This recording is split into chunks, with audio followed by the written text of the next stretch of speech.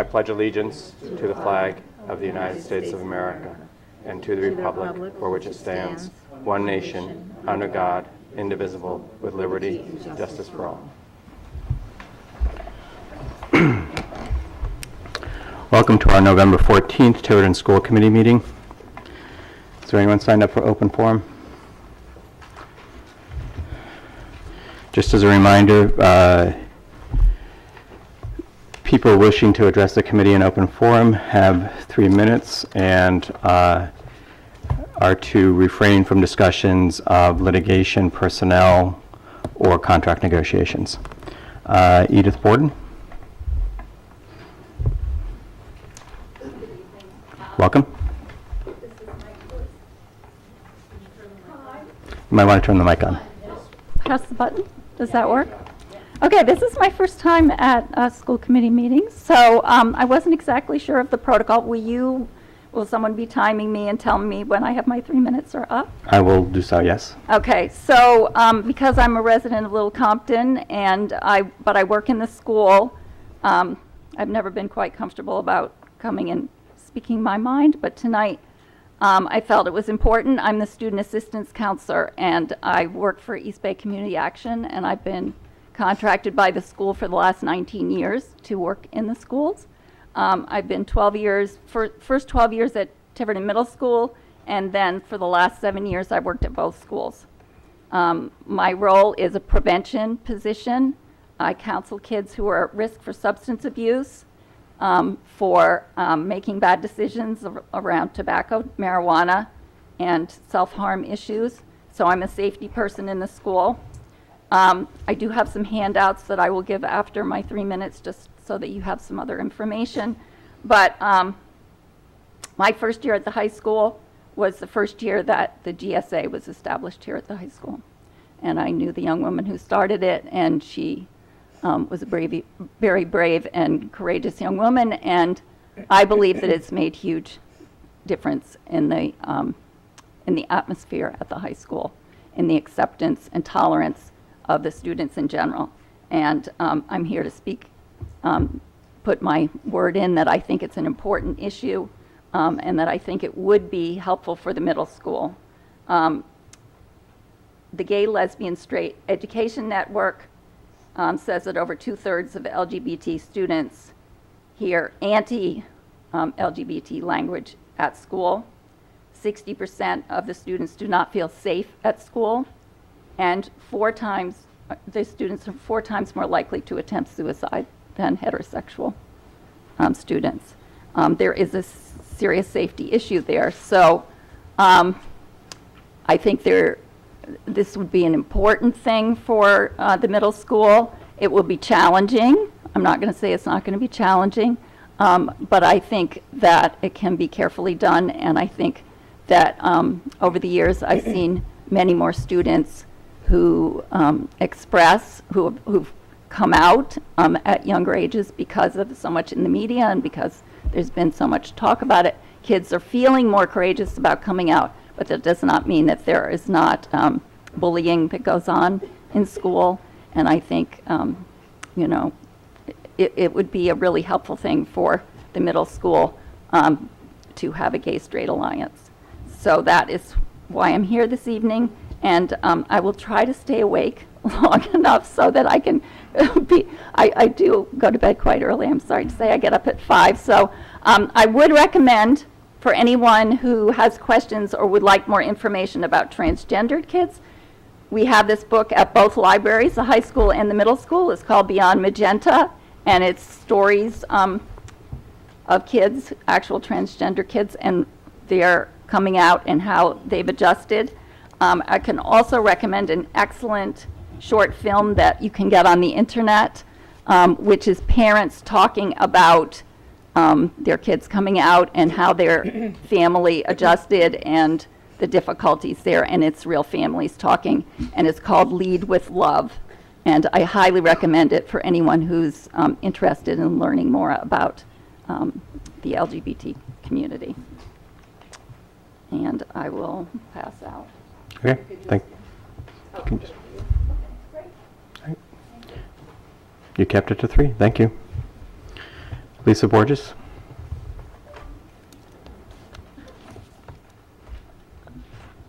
Thank you. I just had a few things to say. I think after the last school committee meeting, I felt really important to get some of my thoughts out here and some of the people I've been meeting with.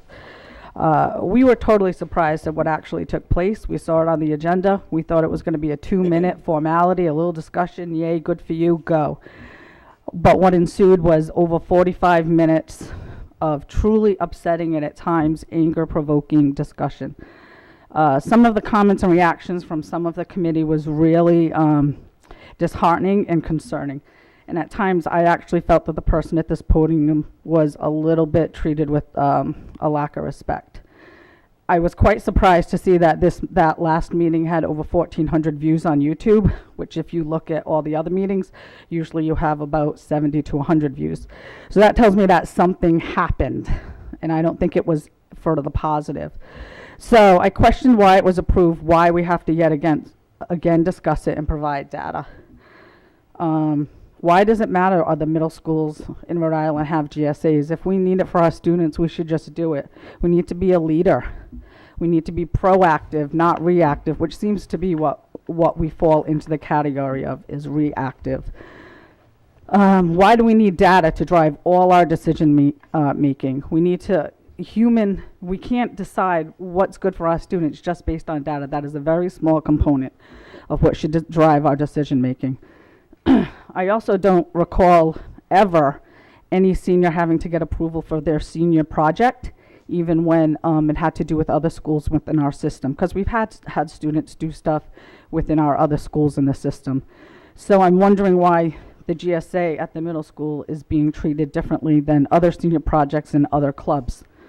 We at the support staff at the high school stand strong behind all of our students, stand strong behind the idea of a GSA at the middle school.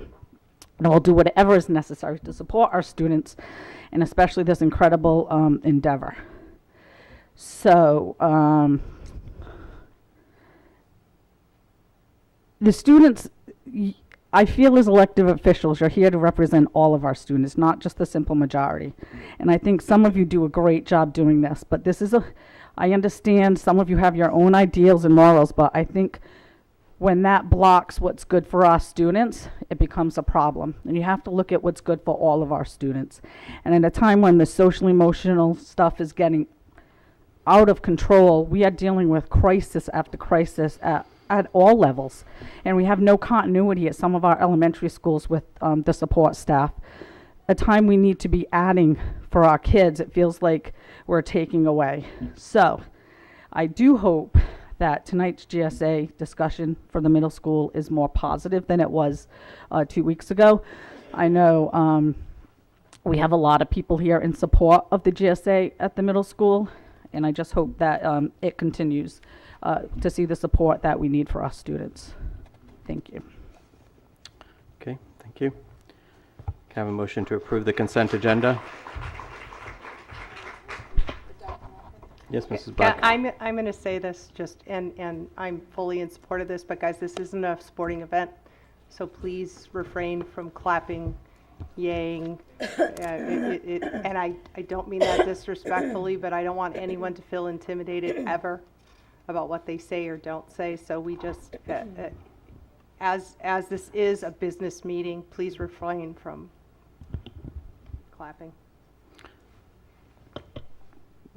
Motion to Dr. Consent agenda? Dr. Rocco, Yes, Mrs. Black. could I please remove 5A1? Is that a motion? Yes, please. Is there a second? Second. Okay, any discussion? All those in favor? Okay, can I have a motion to approve the remainder of the consent agenda? So move. Is there a second? Second. All those in favor? Mr. Rurick?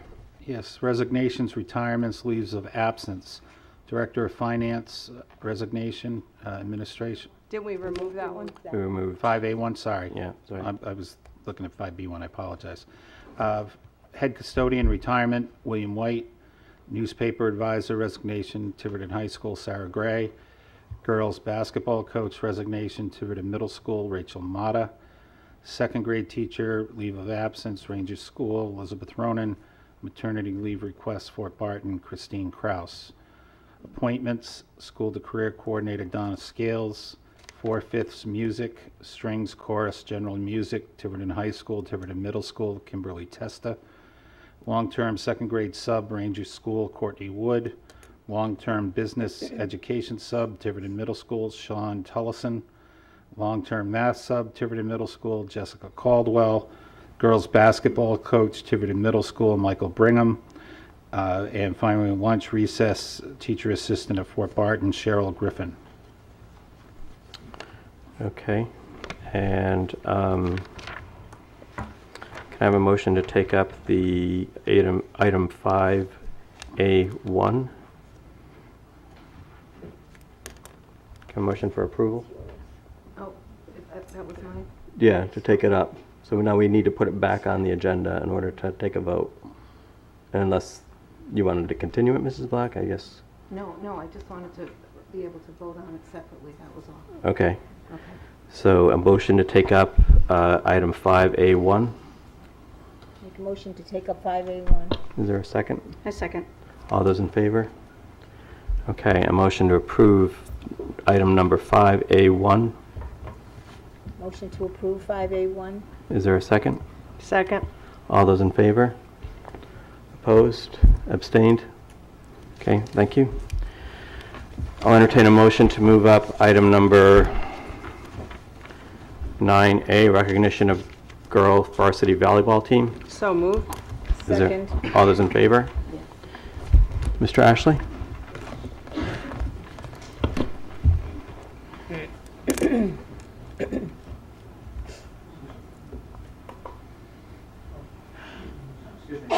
we move from item number 8? I'm sorry? We are currently on item number 9A, 9A. recognition of Question girls was, did- volleyball We're going to team. go back. We moved We this moved up. the agenda up. We We'll go moved an back. item up. We'll We go will- back. We will take up the item, if that's your question, which I think it is, actually. Okay. It's hard to keep track sometimes, let Thank me you. tell you. With permission, I'd like to welcome the girls volleyball team and the coaches. Ms. Russo, if you're here, great, come on up, come on up.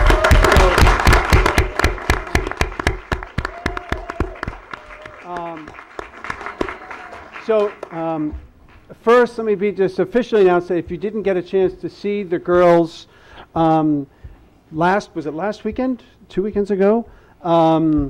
So they defeated Johnston after an incredible season, and what was such a pleasure to watch, and I didn't get to see all the games, but that their commitment to the team. There was truly no eye on this team. No matter what the points were in the game, whether they were in a high point or a low point, it was just so much fun to watch you come together after every play. You'd huddle together, you'd do the quick debrief, and you'd get right back at it. And so the perseverance, the dedication, the loyalty, Tiverton High School could not be more proud of the 2017 Girls Volleyball Championship. I'd just like to give another big round of applause to our girls. Congratulations again. We do have something for each of you, so I'd like to start with Abby Aruda. If Abby's here, I don't think I see her. Abby's, okay. Kanika Beebe, Miss Beebe? Danica. Oh, Danica. Danica. Please, Miss Beebe?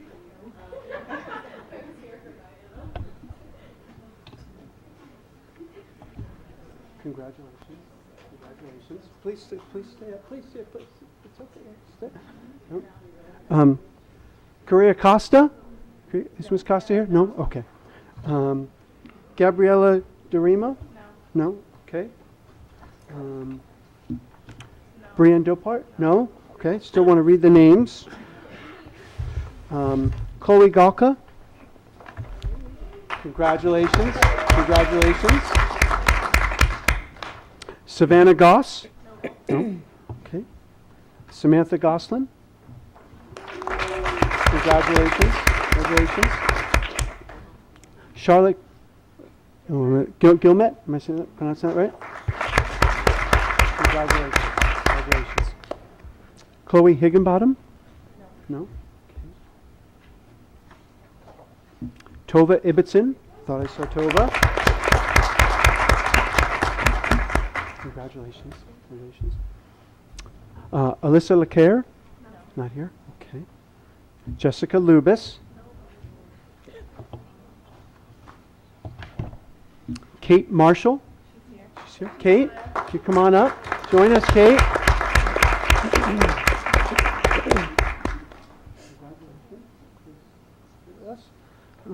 Giovanna Matera? Congratulations. Congratulations. Crystal Murray? She's here? Not here? Okay. Chandi Patel? Is here? Congratulations. Congratulations. Amber Pavo. So Amber, yes. Congratulations. Madison Pelletier? Not here? Okay. Emma Phillips? Did Emma make it? No? Okay. Caitlin Santos? Yes. Congratulations. Jacqueline Tosi? Not here. Michelle Umgara? Is in there? Michelle, come on up.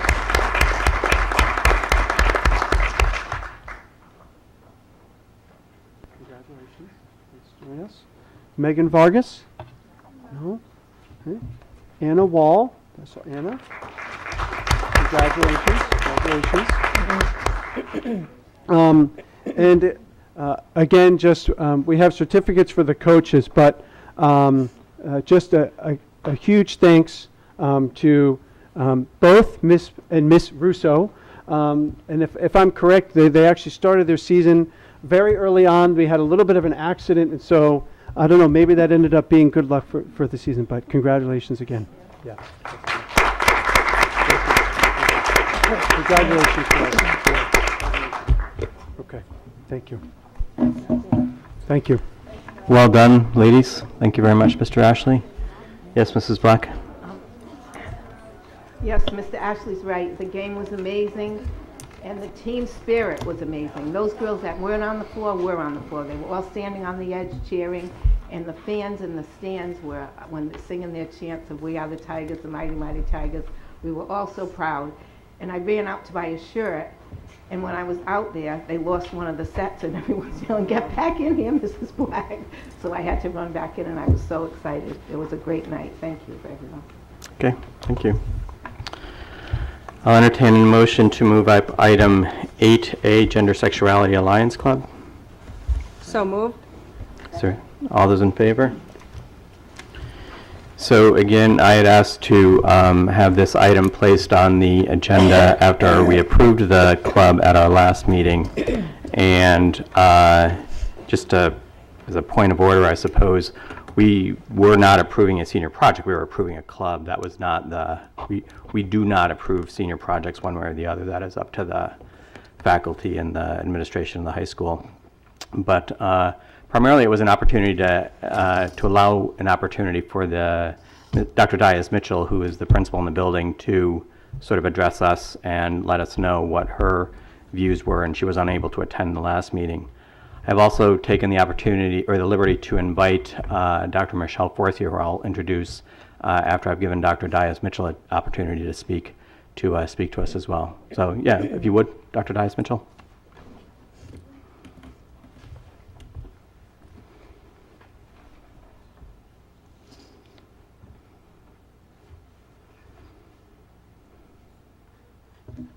I would love to thank, is this on?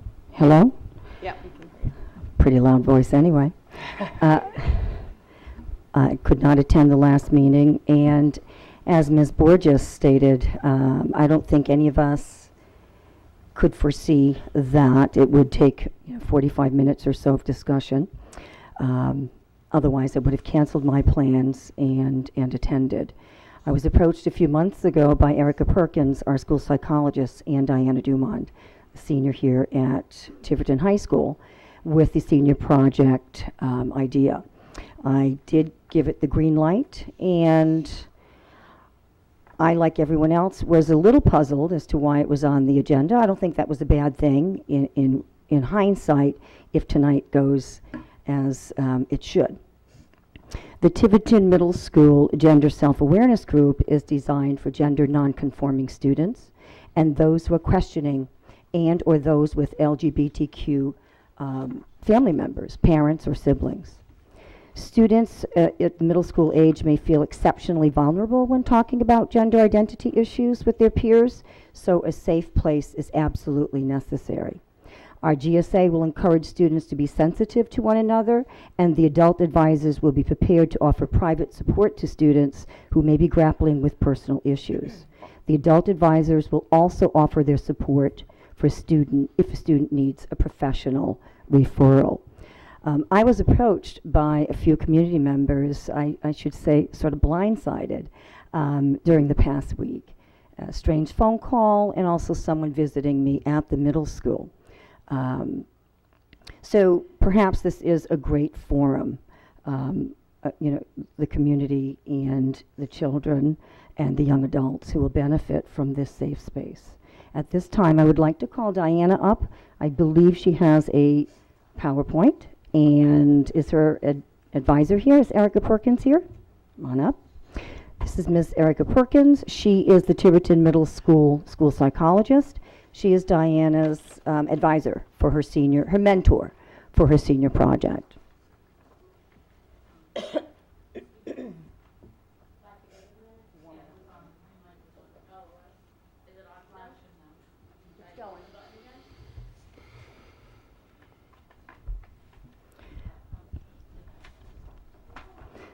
While this is going on, I do want to share that this is my 34th year as an educator. I spent 10 years in higher ed, and the rest has been in K through 12.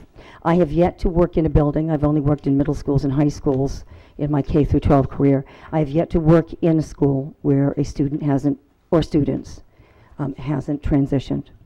And that includes in this high school in the mid-90s when I ran this library. A student transitioned in this high school. The parents donated $500 for library resource materials, and that was 20 years ago. So this is certainly not a new phenomenon. Gender non-conforming kiddos, intersex kids and adults, nothing new. And without further ado, here we go. So I did gather data, and GLESSN stands for Gay, Lesbian, Sexual Network. Yeah, Education Network. Sorry about that. And I have a nationwide climate survey from just specifically middle school students from 2007 to 2017, and I gathered data, and they have findings and recommendations on the little things. And I also, Ms. Hallman handed you guys out a non-decorated one, I guess you would say. Yeah, so you guys all had it. So, I didn't memorize it. Would you guys like me to read it? I can read it. Is that okay? So, the finding one, they found that LGBT plus middle school students report hearing bias remarks more than high school students. Middle school staff often fail to address such languages in the middle school. So 91% of LGBT plus middle schoolers heard the word gay as a negative term before. And 82% have reported hearing homophobic remarks such as faggot or dyke. And then 63% heard staff members make homophobic remarks. And then their finding two is middle school students report higher levels of victimization than LGBT high school students. 91% were harassed in school because of their sexual orientation. 72% were verbally harassed because of their gender expression. 59% received physical harassment, and 39% reported physical assault. I didn't know the difference. Ms. Hallman actually explained that harassment is either tripping, right? And then assault is hitting, punching, etc.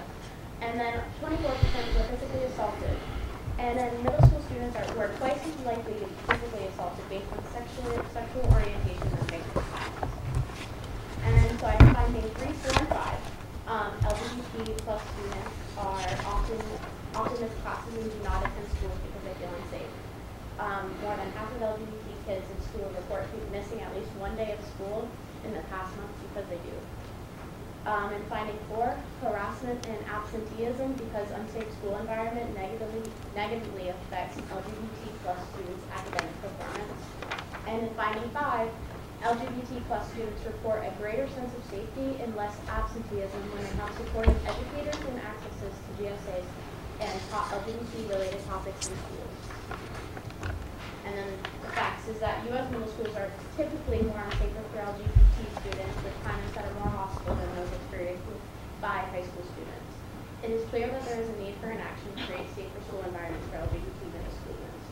And Lesson actually has recommendations, and these would be the recommendations that they have. So they also, these are for all administrators, teachers, educational policymakers, everything. They actually, RI, I think was the second place to have put in transgender laws, so with policy laws for our students here. And Ms. Hallman put in the guidance for Rhode Island schools on gender and gender non-conforming students. If you guys would like me to click on that, I will. If you guys want me to? No, you're okay? Familiar with them, thanks. And then other recommendations for a safer school environment are to support gay-straight alliances and similar student-led clubs that address LGBT students' issues to work and improve school climate and provide school training for middle school staff and also to increase middle school access to appropriate information regarding LGBT plus issues. That's all I got. Thank you, Diane. Thank you, well done. Thank you. Okay, at this point, I'd like to ask Dr. Michelle Forcier to come to the podium. Dr. Forcier is a pediatrician with a specialization in adolescent medicine. Additionally, she is an expert and leads the state and local surrounding parts of Massachusetts in the care both in physical care as well as psychosocial care and needs of LGBTQ youth. Dr. Forcier, thank you very much for coming. Thank you. I think according to both anecdotal experience, we take care of over 500 LGBTQ folks, and most of them kids and teens, adolescents in our clinic, as well as from the literature. It's pretty clear that gay student alliances are a win-win situation in school networks. The evidence, and again, I can provide you all the references, et cetera, but there's good evidence that not only do gay straight student alliances benefit our gender and sexual minority kids, but they actually make schools a safer place for all our kids. And basically just our approach to clinical care as well as your approach to educational care for children is, again, a safe, healthy environment where kids can do the things they're supposed to do, which at school is learn and develop themselves psychosocially. And that's what the evidence shows that GSAs actually offer to all kids. There's higher educational attainment in schools that have GSAs, as well as better psychosocial well-being for students when there's a presence of a GSA in a school. So kids don't even have to participate in the GSA to get the benefit of having a gay-straight alliance in school.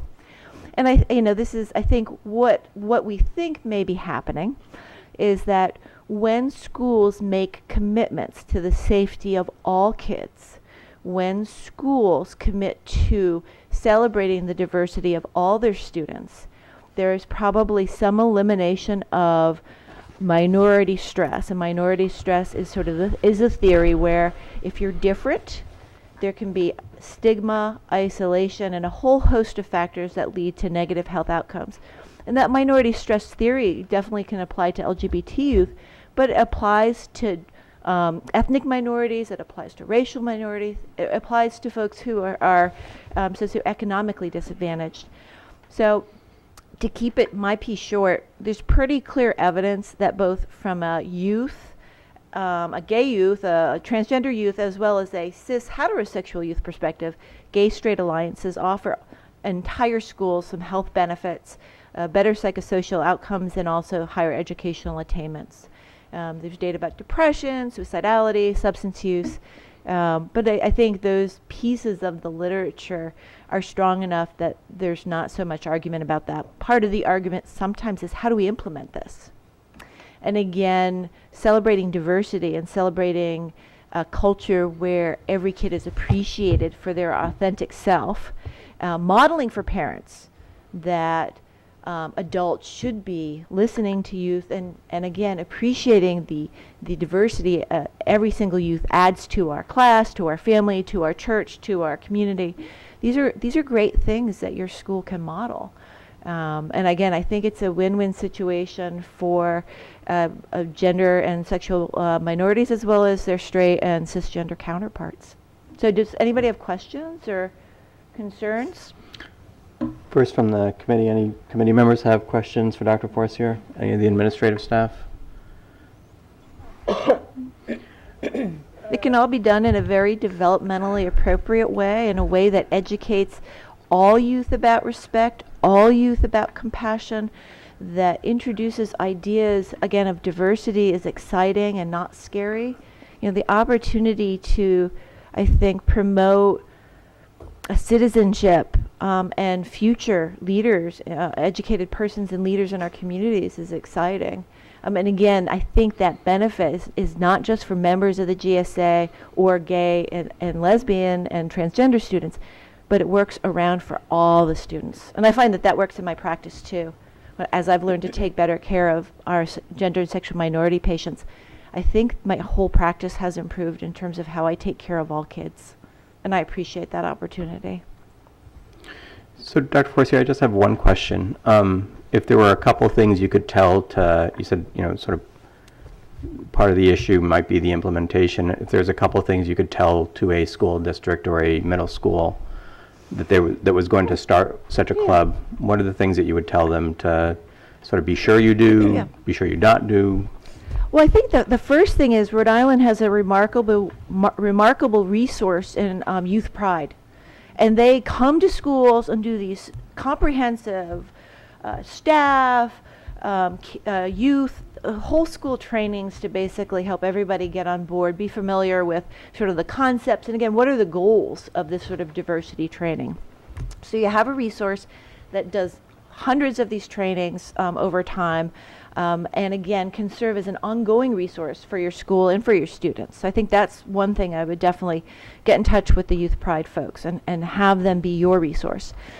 I think the second thing is that there's also some interesting literature that in schools that have gay-straight alliances, but where the overall culture tolerates bullying and harassment, that gay-straight alliance benefit gets diluted. And so what that seems to tell us is that while the gay-straight alliance is important, what's also really important is the overall message of culture, where we do not tolerate bullying. We do appreciate folks who are different, whether it's, ableism, whether it's weight-based. There's a whole bunch of things that make people on different ends of a bell curve where kids can be insensitive to how other kids are different. And I think a school culture that doesn't tolerate harassment and bullying is that second larger message. And that combined with the GASA seems to have substantive effect. So it would be great to have a GSA, but if the folks here are not promoting the culture, if teachers aren't saying we don't use that word, and then follow up on, again, not just a tisk, but make sure, again, these are culturally not acceptable things to be saying and doing, that there's consequences. And again, using it as an opportunity to educate folks about, again, how diversity can be a really wonderful thing in our school, in our communities. You need that backup from the powers that be. I think a couple other things is I'd make it fun. Learning activities for kids, if it's not fun, like, in a way, why bother? You don't need to drag them kicking and screaming into doing something else.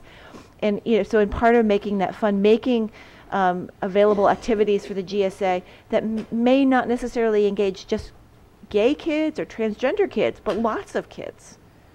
And again, lots of kids working and learning together, again, for that overarching concepts of bodily autonomy, respect of other people and their persons in space. So you don't have to necessarily make it about sexuality for an 8 or 9-year-old.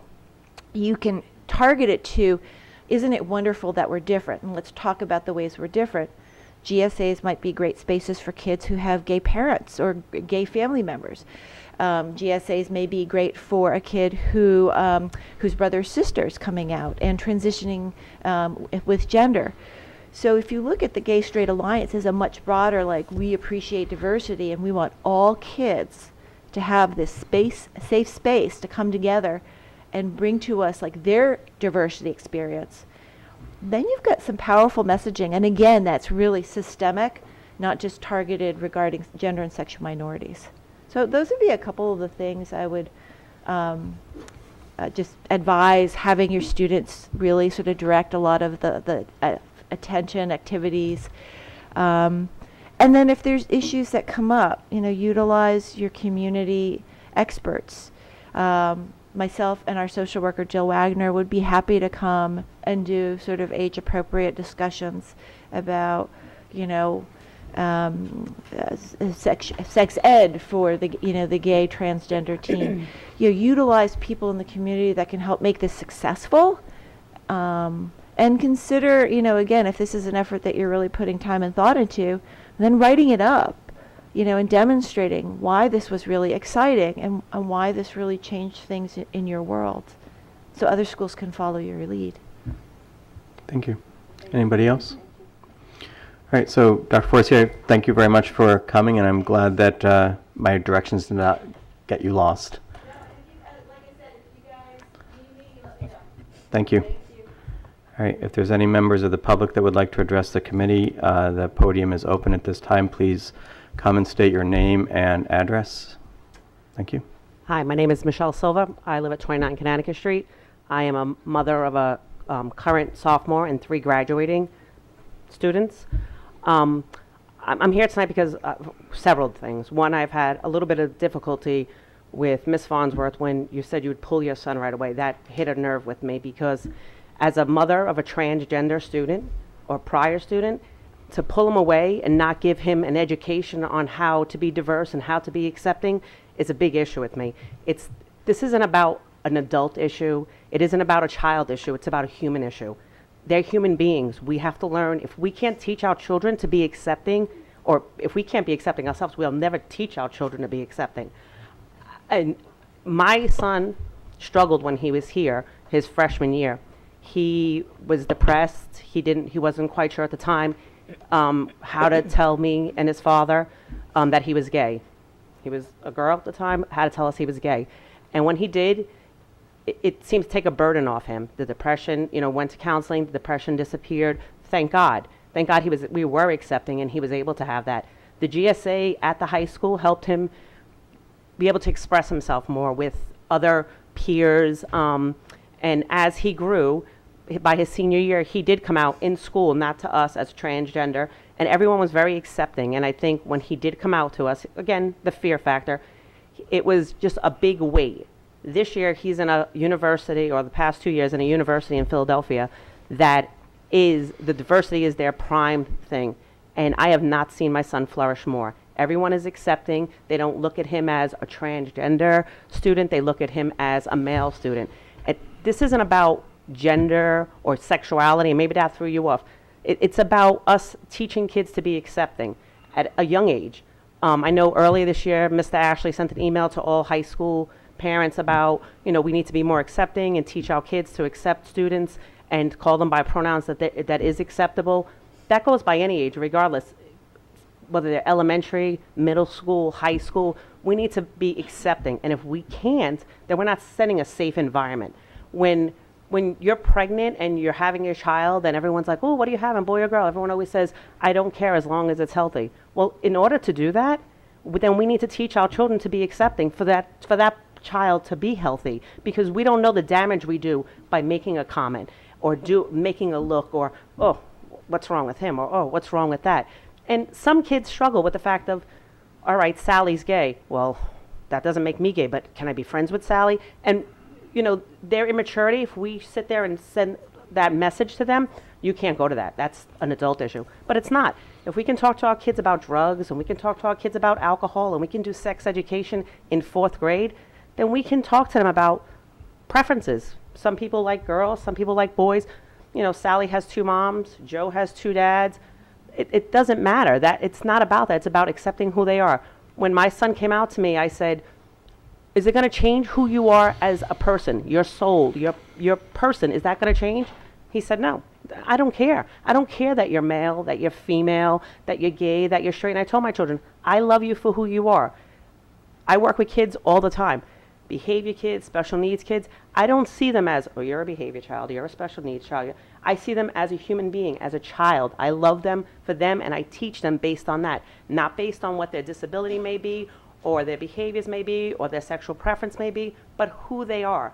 So we, as a committee, have to do that. We can't take our personal preference and say, well, I'm going to invoke this here because I don't like it. It's not about you. You took this position to help the community. And as a community, we need to bring our children together and make them more diverse and more accepting. And the only way to do that is by allowing this. Me personally, I would have said younger, because it's not just about gay and it's about gay and straight. So we want the straight kids, the kids who are unsure, to come in and be able to be comfortable with their peers. And that's the whole idea about it. And I applaud Diana that she'd want to do it in such a lower grade. I think it's great, and I think we need to start. We do diversity amongst our staff. I'm sure you've all had diverse training. I know I have in the school I work with. So why not with our children? I don't understand that. So I would hope that this kind of squashes this at this point. Like, I applaud the committee members that right away applauded it, but I feel in my heart it hurt me. And I remember talking to my son and, can I talk about you tonight? I don't want to make it strange because I don't want to bring up his business. And he said, absolutely, because of the fact I'm proud of who he is. And we should all be proud of our students, but be proud of them accepting their peers for who they are, not what they are, but who they are. And that's the prime example. So, thank you. Okay, thank you. Okay. Again, I have to echo Mrs. Palish's comments. Please refrain from applauding.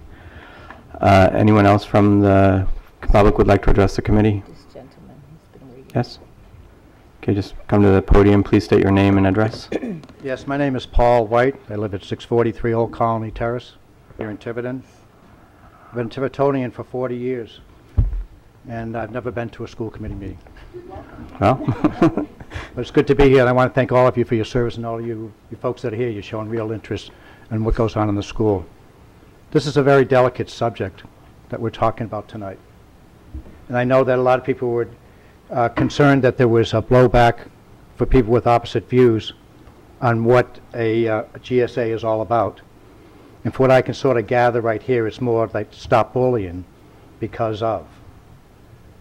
But what I fear most as a parent and as a father and as a grandfather, and that I love kids, and I can see how difficult it is to grow up now when not only are you being pressured by your peers to say, what are you going to do when you grow up? But even as you're going through puberty, beginning puberty, people are putting pressure on you. Are you a boy or a girl? Are you a boy or a girl? I can imagine, the frustration. I look back on it, I was attracted to Wally Cleaver as a boy, okay? Turned out that he was a lifeguard, he was muscular, he talked well, he had an appearance so much better, and I had a poor self-image, okay? Now, with all the information that's being brought out in today's culture, I might have started to ponder and say, maybe I'm gay.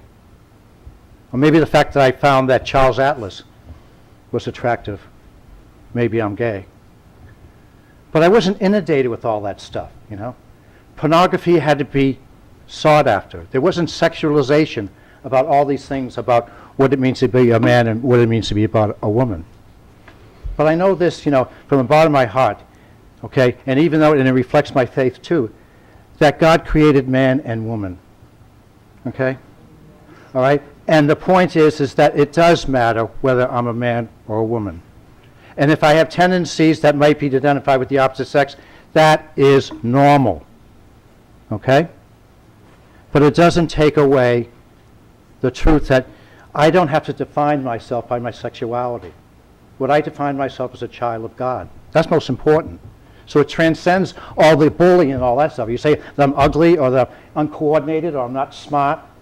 I mean, all these things that I can see. Bravo, to your efforts there too, because the efforts that you've had have had positive effects. That there's a lot less bullying. That people should just stop saying, wait a minute, okay? But for me, okay, that I see this whole push there too, if it's supported, okay, by curriculum, that buys into a genderization ideology, I reject it. I reject it. All right? And just let me be clear, okay, because I don't want to belabor this too, but I'm talking to you as I would talk to my daughter or my son. If they said, Dad, what's your problem with this club? Okay? Perhaps I can speak to you on that level. I'm trying to, okay? I'm desperately trying to. And I know that the motives of everyone here are true, okay? I don't deny that. And I don't deny your feelings. I don't deny some of the conclusions that you've come to based on the information that has occurred. And I know that sometimes, okay, some of the most brilliant insights that I've ever read in my life, if you ever read any legal briefs, have been some of the things that have been written by the minority view. Like, shit, I never thought of that. That's important. Maybe I might think about this a little bit differently after tonight. So let me just make just a couple of points about it, because I've gone through pages and pages of this thing, and I'm not being a martyr here, okay? I'm just being a father, okay? And that's all I want to speak to as a father. Okay, sir, I'm going to have to give you 2 more minutes, okay? 2 more minutes, okay. Let me just give you what I'm talking about as far as this genderization, this mainstreaming, okay? And it comes under the banner of diversity and freedom. But gender theory proclaims that our social gender is independent of our biological sex, so that we can choose whether we want to be a man or a woman. It is a belief that denies the bodily reality and forbids even the consideration of the risk factors associated with abnormal sexual activity.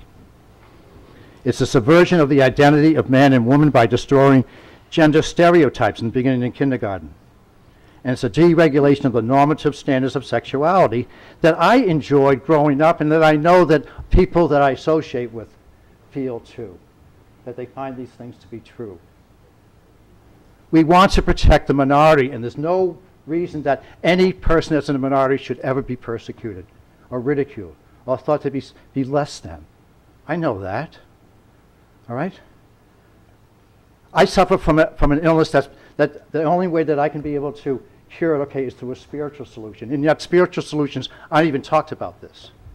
We have kids that say, I identify myself as being gay, but says, okay, but what are the underlying issues? The alcoholic will tell you it's not the booze that it's all about. It's the underlying issues. That's what drives the alcoholism. Alcohol is but a symptom. Feeling that I'm a boy or a girl, that is but a symptom.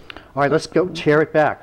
Okay, sir, I'm going to have to cut you off here. And this is something that I want you to be able to sort of continue. Thank you very much for your comments. If anyone would like to have more information on this, I'd be more than with you at any time.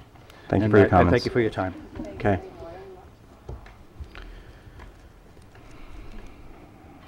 I'm Kathy Winston. I'm one of the guidance counselors. I've been here for 20 years and worked in programs for over 40 years. Yes, I'm one of the older members of the guidance department. Wasn't planning to speak tonight, but I feel like it's so serious that we all need to stand up for our students. And I wasn't going to refer to my religious or spiritual values, which are very strong, but I think those spiritual values play into the school that I want to make sure all students are safe. We are not doing this in curriculum. This is not going to be taught in a classroom. It's going to be a place where students who feel they're not comfortable or respected, which our God wants us to do, is to respect all boys and girls and to make them feel comfortable and safe in our school. And that's what I hear from kids on lots of levels, that at different times in their life they didn't feel safe. And I want to refer back to Kathy and respect her for coming forward and talking about a very difficult situation. I worked with her son, and I agree with her. He had such a difficult time when he came to the high school. And because we're such a great high school, because we watch out for our kids. I watched that transformation and am so proud of Kathy and her family and for her son. He stood up for what we all should be standing up for, all our kids. What I wanted to get back to, but I got off because of your comments about religion and curriculum, is why are we asking why this club should happen? I was an advisor for over 5 years for the Becker's Closet. I didn't have to come up here or have my students, who both were seniors doing their projects, and explain how giving away prom dresses would change people's lives. And Sally was kind enough to invite us and do a spotlight on success because we changed kids' life. When the shootings happened in Columbine, and Marla Schreffler came forward and started a program of peer helping networks, which has changed our climate in our school and made it tolerant and open to all kids. We never had to come forward and explain how this would change our school. So I'm really upset as a school committee that you would question this young lady, that she had to come back again after a horrible meeting where she was crying, her mother was crying, audience members are crying. We should be here for our students, and we should treat them with respect. We should love them for who they are, and I'm just so upset that this is even a discussion. So I hope you'll take this information, realize that this is not going to change kids whether they decide to be gay, straight. It is just a place for all students, and many of our straight students go to it, that they can feel safe and talk about their lives. Thanks.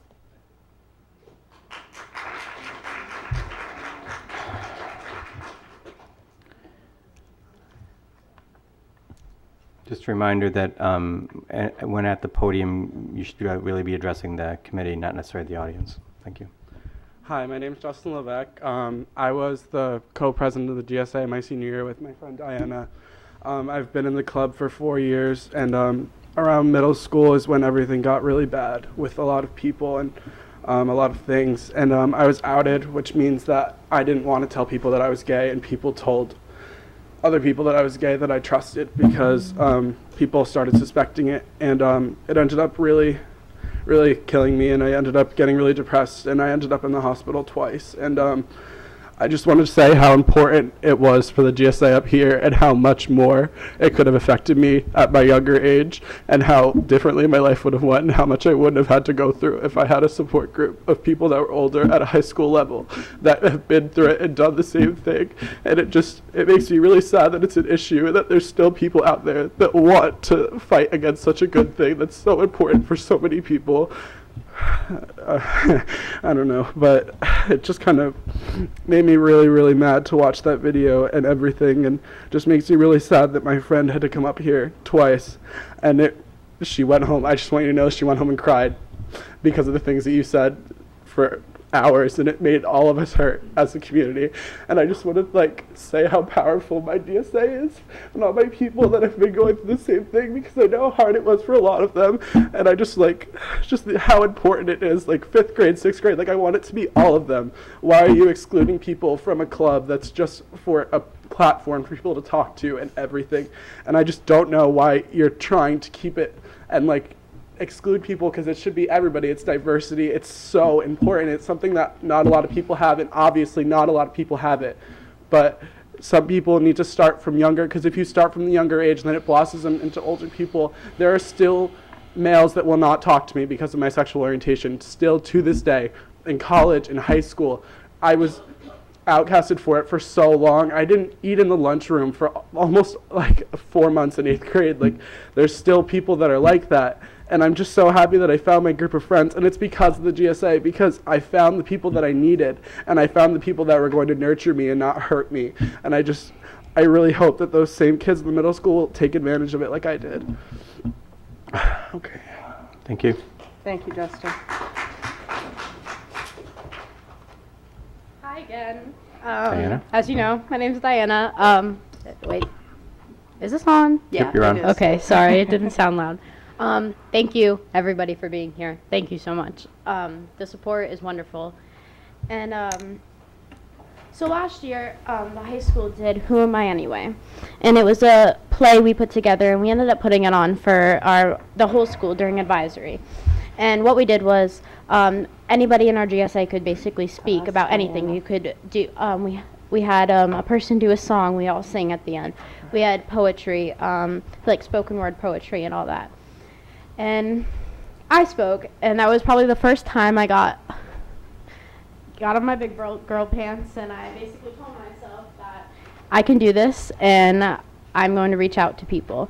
And what I said during that speech, the last thing I tried to end with, it's actually, it's one of Maya Angelou's quotes. Do you guys know her? Yeah. Okay, so she quoted one time that you may not remember what I said, you may not remember what I did, but you may always remember the way I made you feel. And something like that. And I want people to know that the most important thing in life, no matter what, is to love and to be loved. Despite anything that's going on in our personal life, despite anything that's going on anywhere in how we feel. The best thing that I've ever felt is seeing these kids and seeing friends of mine, seeing students that I've talked to, seeing my boyfriend grow and become somebody that they're proud of and they're not ashamed of anymore. And being somebody who is not ashamed anymore is wonderful. It's actually wonderful because I'm now a voice for the kids that do not have a voice. And not having a voice is the most terrifying thing you can ever imagine, actually.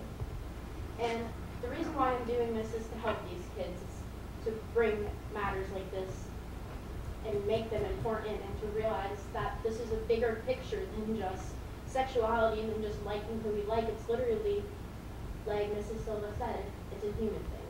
It's always going to be a human thing. It's a natural thing. And we're humans, we love. That's what we're going to continue to do.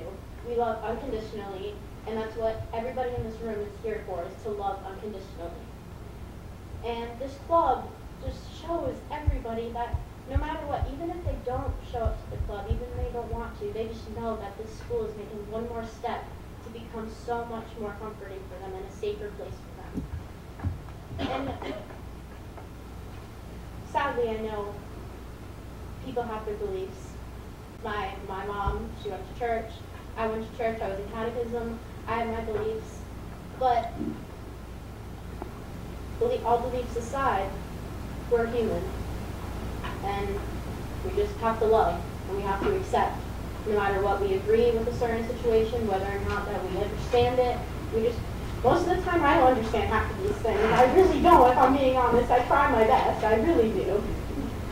But I don't even try to understand it. I mean, I try to get education on it, but I don't have to understand it right in the back of my hand. I don't have to know everything about it just to know I have to be there for somebody and just accept them, no matter what. No matter how old you are, it doesn't matter. You're always going to have the feeling of selflessness, and you're always going to feel ashamed at some point in your life. It doesn't matter about anything. And the last thing you need is to be shunned away by somebody, no matter what. And I love these kids. I love this club. I will continue to love this club, and I will continue to help change the world a little bit at a time. Thank you. Thanks, Diana. Thank you.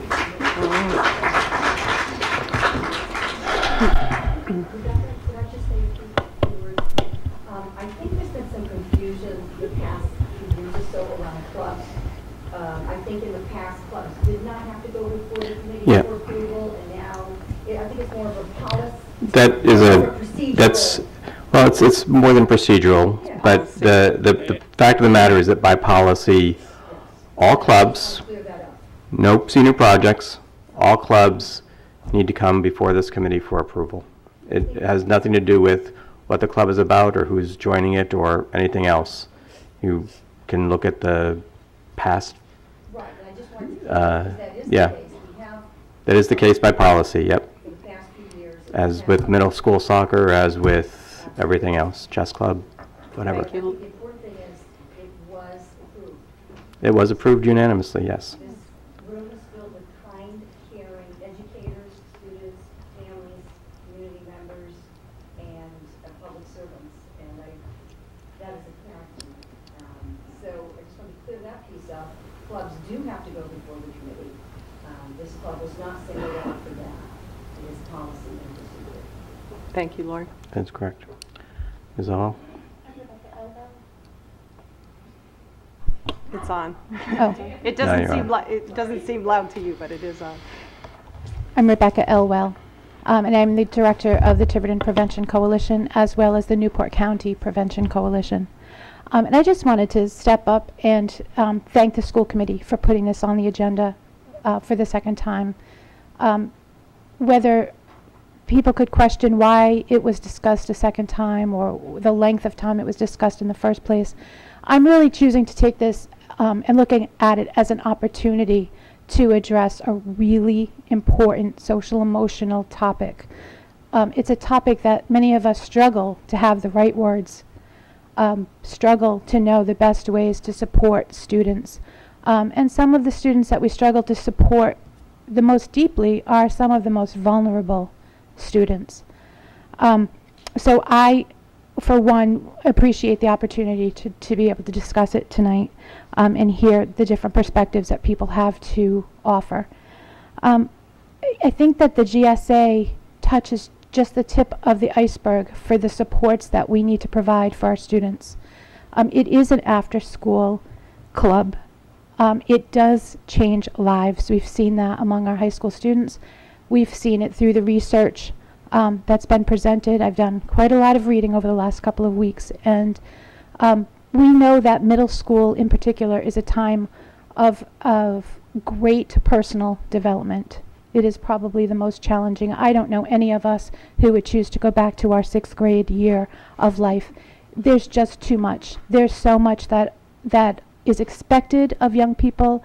We do expect them to know an awful lot about what their future is going to look like at a time when they're not even sure that they're out of, childhood endeavors before now they're making some decisions that really can impact their lives.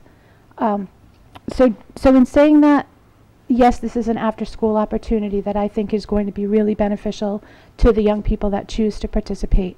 It is also going to benefit the school at large for those students that choose not to participate, because it will help to change the culture that supports all students. We also, as a district, need to really look at what are the other things that we're doing, either by policy or by the opportunities available to students. And I'm talking specifically about gender-neutral bathrooms and privacy in locker rooms, and my favorite topic, which is student assistance counselor positions.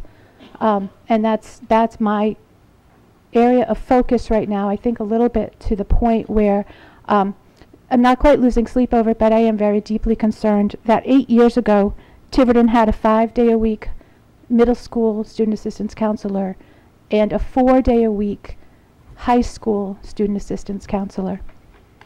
That was 8 years ago. I think our needs and the level of social emotional issues have only grown since then.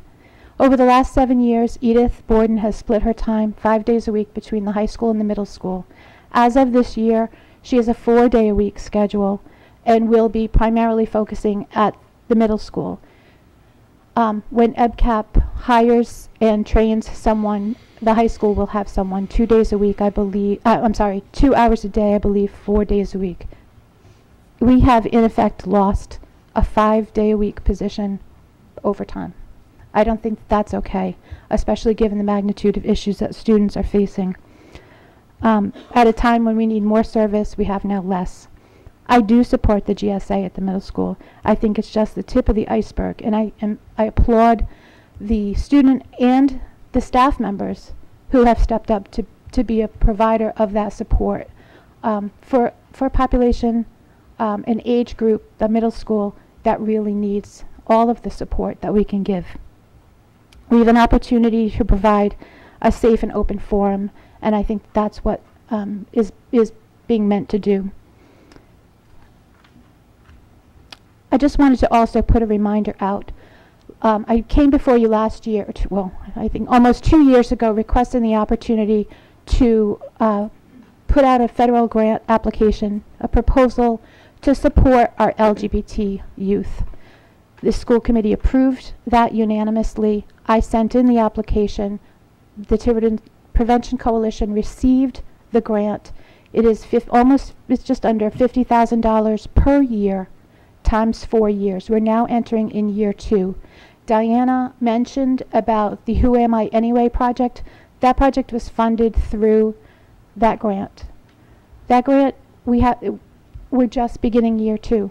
There is an opportunity for continued dialogue. The coalition wants to be a partner, has the financial support to be a partner. It just requires dialogue, and it needs somebody to ask for that support. And that being said, we hope that we hear from the school committee or from the building principals if there are tangible things that are needed that the Prevention Coalition can support. We are more than happy to try to do so. Thank you. Thank you.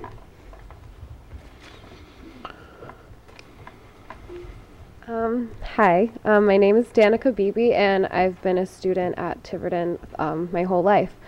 I was born here, so here I am. You'll get out eventually. So I'm not formally in GSA, but I do support everything that they've all done. And going through middle school, I've seen how kids are uneducated about the whole topic, and I've seen kids use it in derogatory terms. I've seen kids use it to hurt other people, and I've seen it personally with members of my own family and my greatest friends, and it's honestly something that needs to be addressed. Diana has been so amazing about the whole project, and I only hear about it with the one class that I have with her.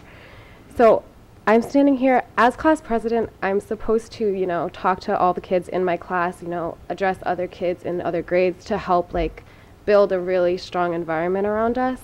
And I think Diana's group would be even better in the middle school than it already is in the high school, because those kids really need the space, that space of safety and love that we have here at the high school. And it's because it is so uneducated and not talked about as much, or not talked properly about in the middle school, it's so much safer to have that space. And yes, religion can play into it depending on your family, but ultimately it is a space to talk to somebody, to have someone with you. I know a lot of kids don't have someone to talk to regardless of their gender identity or their gender sexuality, and I really think that this group is one of the best things for the middle school. So I really hope you can, just think about all the possibilities and not just whatever one thing is clouding you in your mind about it, because it is something that will help everyone in the end of the day. So that's it. I'm really proud of you, Diana. Yeah, Really thank proud you. of you.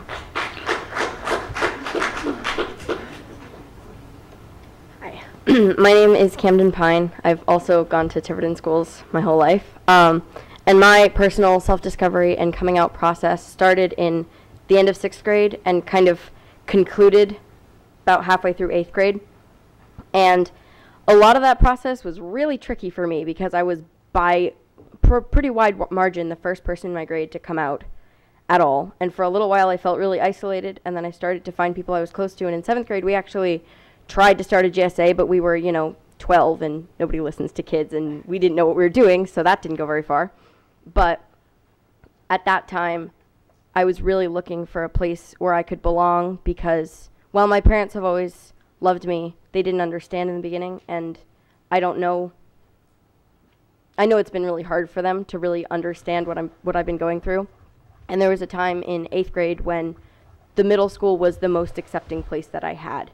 And that was tricky because I faced a lot of bullying and harassment, and the administration didn't really know what to do about it. They tried, but sometimes that stuff just happens. And my biggest supporters at that time were my teachers, and they helped me come out to each other, and they called me what I wanted to be called, and I felt like I could be myself in that classroom, and that's one of the only places that I had. So me personally, in the middle school, I really, really needed this, and I didn't have it, so I made do. But I know that other kids in my position maybe wouldn't have been as in pain as I was in 7th and 8th grade if they had had a place where they felt like they were safe and they felt like they were supported, and they knew that their school supported them, because at the time I didn't.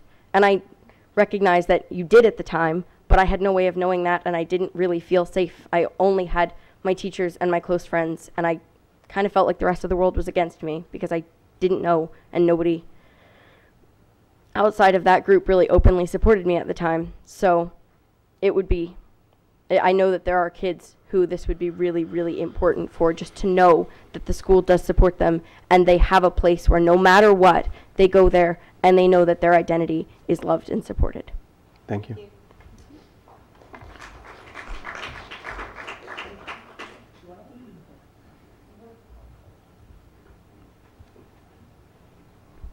Hi, my name is Peyton T-Bear, and I've been in Tiverton schools actually not that long. I came here in 7th grade.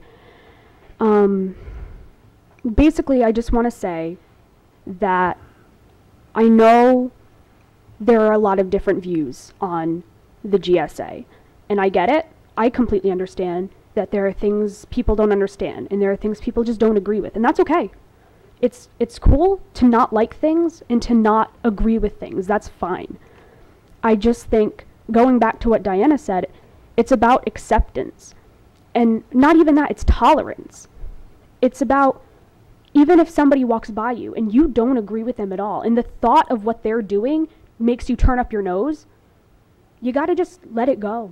You gotta let it slide on by, because there's always gonna be things that we don't agree with, and that's everyone in the room. But we just kind of have to let it go on, because you may think that the two boys holding hands is sickening, but there's some little boy somewhere else who's looking at that and thinking, one day I could do that. One day that could be me. And so what may be terrible to you could be honorable to another person, and it's just about what's in our hearts. It's not about, it's just about making sure that we don't tear down other people because we don't know who else needs that. It's like that, just, it's a lot. I'm sorry, I can't get the words out, but we just need to be tolerant of the people we're around, because you don't know what words you could say that could hurt someone else. Anything could be just the one thing that could tear someone down to nothing. So you just gotta, we just gotta kind of live with it, because the whole world is full of different people that we just aren't going to understand or we're not going to get along with. Oh, I don't like her haircut. I don't like that those shoes, but we just have to keep moving on, because it's not like we can change it. So we just kind of got to live with it and at least make sure that it's somewhere else. Like, I can tolerate things that I don't agree with, and I'm only a kid, and I feel like adults can do that too. And I just think that we should be more tolerant at least. And maybe that way, as we evolve as people, we can learn to love everyone. But it all starts with a little step of at least tolerance. That's just my thought on that. Thank you. Hi, my name's Melanie Pereira. I live at Hayden Ave in Tiverton. I was not expecting to get up here today. I graduated from this high school 10 years ago this year. And I think what bothers me most about this conversation is that we're even having it. I have a kind of weird Tiverton story, because I only was here for high school. My elementary education was in a parochial school from Fall River. So I see both sides of this curve, talking about it and not talking about it at all, pretending it doesn't even exist. I think that what upset me the most about this was that I have had this blindfold over my eyes of us being this like super progressive town of Tiverton, and like, yeah, we're behind everything, and we get the ball rolling, and we start all the clubs, and we get everything happening. And that was like this huge, big rock thrown in the middle of something that should have just been passed right through. And I think that you guys have such a responsibility to make sure that this town is progressive, and to make sure that we speak for every single person in this town, no matter of their age or sexuality or anything. And I think I held this to a little bit of a different standard. I thought that club was going to go through no problem, because we needed it when I was in the high school. We needed it so badly. The things that I heard in the hallway, my brother was and I do not have permission to say this, but I'm saying it, screw it. He was the first male cheerleader in this high school, the first one. He did not have a club to go to. He did not have anybody to talk to, and he came from somewhere that that told him that what he was going to send me and his mom to freaking hell. And like, that's not what we saw in him. We knew he was love. And he loved being here. And he loved Tiverton High School. And he would do anything for Tiverton High School. He loved being here. He loved being a Tiger. So much that he went up there and threw girls in the air in the middle of basketball games. And I think that it's important, and I love that you guys passed this. It's so, so great. But I think it's even more important to get it to the middle school, because that's when me and him started talking about it.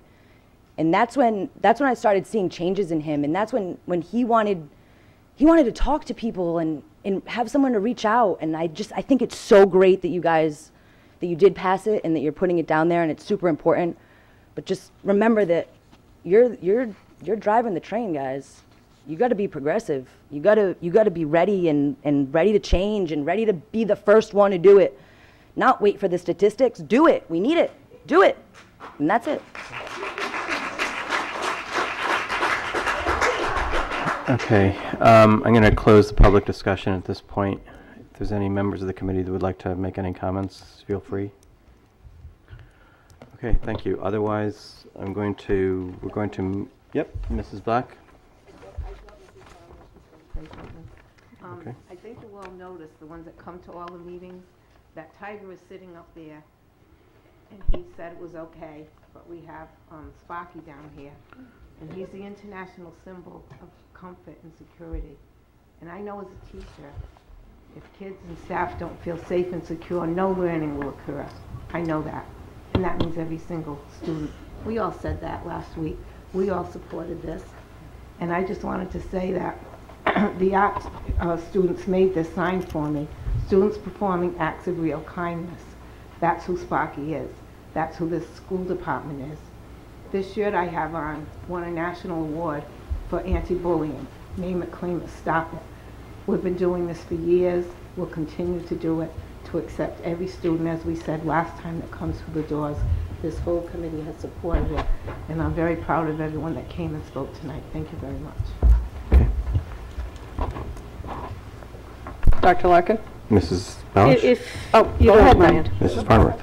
I've been trying to decide whether or not to speak this evening. Clearly, some of the comments I made didn't come out as well as they should 3 weeks ago. I will tell you all that I happily voted in favor of this club. I've done a good amount of reading over the last 3 weeks, and thanks in a large part to the number of folks who have sent links to me and reading, etc. I've learned a lot about this issue where I didn't have this knowledge 3 weeks ago. I've learned about a PFLAG Greater Providence chapter, and I'm going to leave this with you, Mrs. Hallman, in case any of your students have the need for this. I've learned a lot of terminology with regard to this. Clearly, it's a topic that wasn't familiar to me. I do want to clarify that should any of my children ever come to me with issues like this, that I would be happy to support them in any way I could. That any comments I may have made were really based upon my concern for the safety and well-being of the children in our middle school. That's really all it was. I thank you for coming out tonight. I thank Diana for letting us put her through this twice. She and many of you proved to be quite adept at speaking publicly. I'd give you all an A+. I don't know they can do it either. And I do thank you all for coming out and showing your passion this evening. And I have every confidence that this club's going to be a big hit, and it's going to prove to solve the issue put forth to us that the children at the middle school have a safe place to get together and talk. Thank you.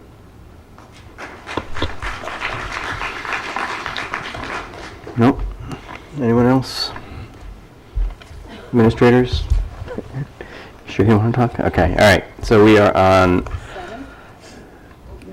7, policy development revision. I'm going to ask for a motion to table 7C, revised field trip policy. I'll make a motion to table 7C. Is there a second?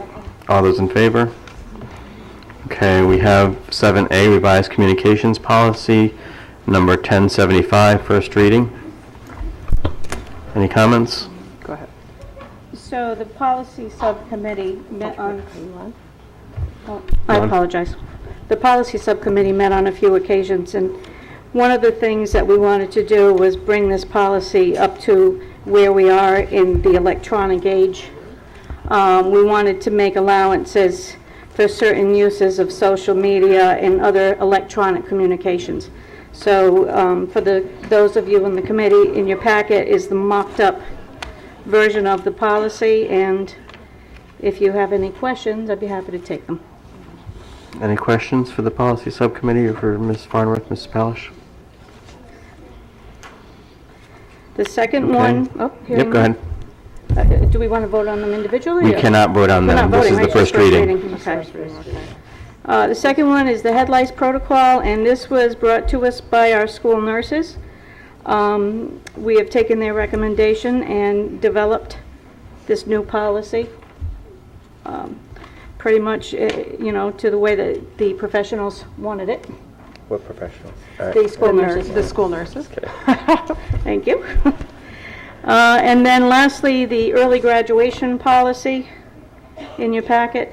We've just made a couple of adjustments to it, basically striking out a few of the requirements as they did seem to be a little bit excessive. I think that we had met with Mr. Asher. You were included in that conversation, were you not? Yes. Yeah. And it really is just to simplify it a bit. And I'd just like to add, that was never a policy, it was always an internal protocol Right. that the high school Oh, that's right. had. It is new now. So this is a new policy. It's not in, if you went to look for it, it doesn't exist. So Okay. it's a new, Well, I no, it's a new policy. So we were just codifying. We were just what we did. codifying what the practice had been, and I think when we looked at it, I think I might have had a hand in authoring it. I think that's how old it was. Okay. Many moons And ago. it does say new policy, I apologize. All right, any discussions or questions about any one of those three? And just for the audience, the revised field trip policy was tabled because some information that was submitted to us didn't get to us. We garbled it on our side, so we'll have it for you at our next meeting. Okay. Just some minor additions we have to make. Right. Okay. Thank Very you good. very much, too, to the school nurses for helping us revise these. Absolutely. so those will be on, Very helpful. Thank you to the policy committee for all that hard work. so those will be on for second reading and a vote on November 28th. That's correct. So then we are up to 8B, old business. This is superintendent search request approval to seek bid for services. So after working with Mr. Robinson, trying to figure out are there resources for consultants that would come under the $5,000 ceiling for a non-bid hiring, we came to the conclusion that we should try and go out to bid to see what we could get. I'm anticipating having the bid close relatively quickly and then making a decision about a consultant hopefully in December. But I need a motion to allow us to go out for bid. So moved. Well, you probably won't see, it's going to take us, I don't think we'll be able to get, we only have one meeting in December. Right. So we will have it, realistically, you'd have a a name or a firm for that first meeting in January. Okay. It's just that we post for 2 weeks. Right. Then we got to go through and, we have to bid it, get the bids, make Right. sure they met the requirements. So, we'll shoot for December, but When is our meeting, what is the calendar? We should probably be talking about that under a different item. No, but it's germane because Yeah. you mentioned December, and I'm Right, just saying right, that right, it'd right, probably right, be right. more realistic. So to our think meeting in December is on the 12th. Yep. If we had it on the 19th rather than the 12th, we could have it on Christmas Eve. That's a nice date. You'll be alone. I would, it's up, It's a good time to, why don't, Meeting for one. release information about your sort of past, anyway. because it's going Sorry. to take a few days. Right. I've never done one for Right. this kind of, Do we this have, position. do we have names, though, that we're going, can we do that? Or do you just put it out? What we do is, we've done this for other projects. Because I know Stephen was going to give us names. We post it. We put the bid out, the RFP. And we then can notify companies, oh, by Right. the way. Okay. Right. There's going to be an ad in the newspaper on X And we day. have names, we have those names that Steve Stephen has has given us. those, I don't know who they are, Steve. Well, I know he But- was going to work with But I you. will, Steve and I will work, I've spoken to Attorney Robbins, Right. and he and I will work, on that, and then once I get it posted in the newspaper, I will notify him, and he can then notify whoever he spoke to say, hey, the bid's out, if you're interested, because Steve told me he thinks the cost could run between $7,000 and $15,000. Okay, so actually, point of order, I need a motion in a second. I made a motion. Okay, okay, all Sorry. right. So anyway, yeah, it's not clear what the cost will All be. right, well, let's go out to bid. Okay, so, Ms. I Borges? just had a quick question. Does the search committee actually do the interviews and the recommendations, or does the search committee just So- get a pool of candidates? We don't have a So there's search no committee for this. specific policy about how a superintendent search is performed. And one of the things that we're looking to from the consultant is, How? what should How the we do process it? be? Okay, so there's no, they don't do the hiring, submit the names to you, this is just the No. beginning stages to We see don't how know we yet. actually do it? You Yeah, know, we don't know Okay. yet. It's up to the, That- it'll be up to the committee to Yeah. decide the process. Yeah, okay. and I think that there is probably a lot of different types of answers out there, Okay. frankly. But consultants do a lot of the, Legwork. legwork. They schedule the meetings for the different groups that, parents, Feedback. teachers. Yeah. Get the feedback. And again, they do a lot of that for you. That's what you're paying for. Right. But again, they only do what the committee will direct. Well, and I think that's it, is go out to bid and then, And then you pick somebody, and then you bring them in, and then you guys got to Define what we wanna do. define what it is that you want to do. Right. okay. Any other So sooner rather than later, I but will if we do it can't as- have it by December, we Yeah, can't. I'm just saying that it's probably more realistic that you'd have it in the first meeting in January when we meet. Okay. All right, If I can and, get it sooner, I will. I mean, yeah. I'll try to get it Yeah. done sooner. Yeah. I'm just wondering about, all right, so I guess I'm just wondering about proactively rescheduling the meeting in December. If we pushed it out a week, then we might have it in December. Is that worth the time and effort?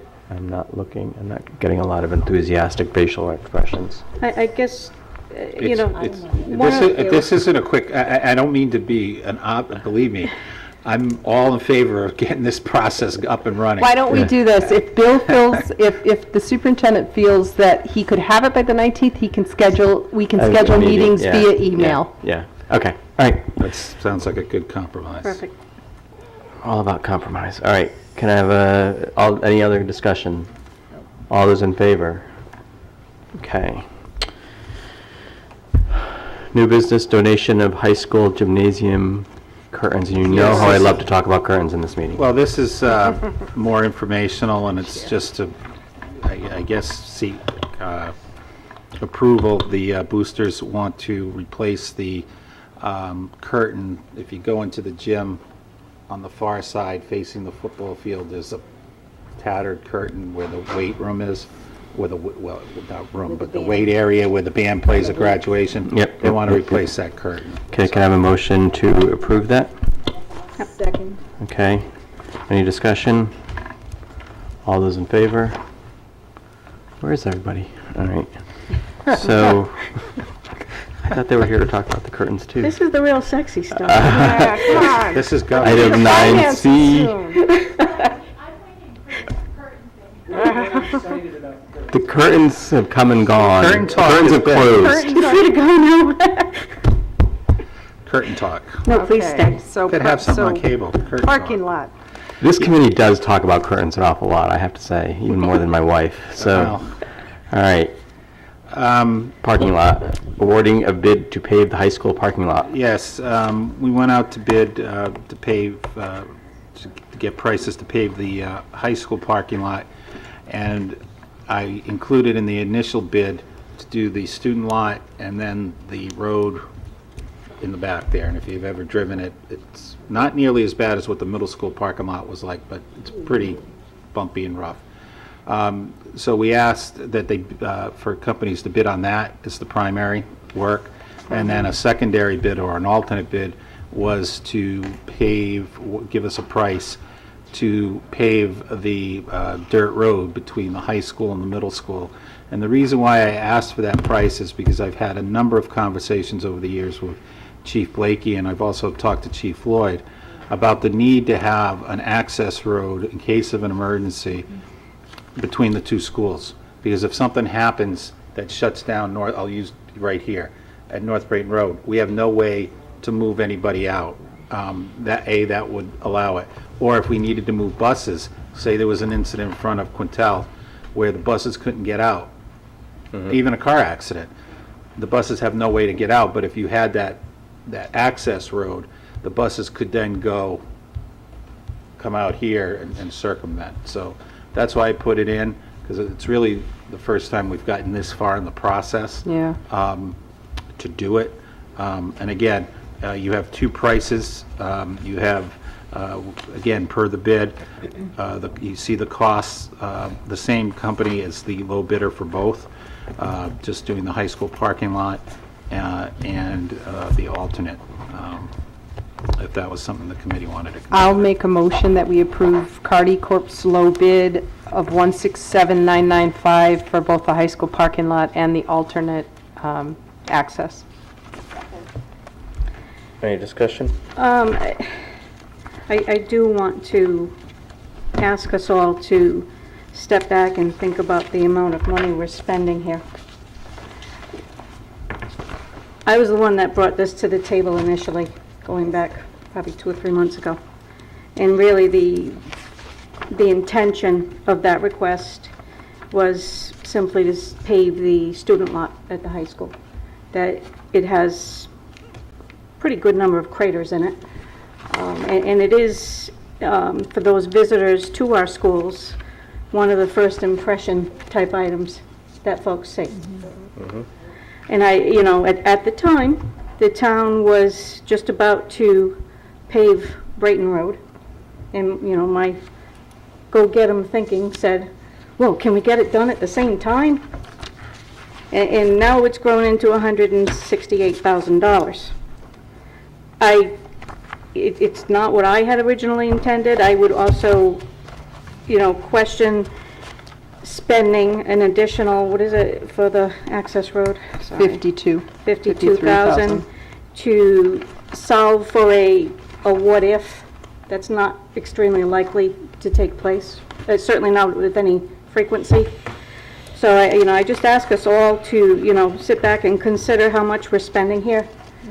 And that, maybe perhaps this is something the building committee would be best suited to tackle. I don't know. I'm afraid of this kind of money.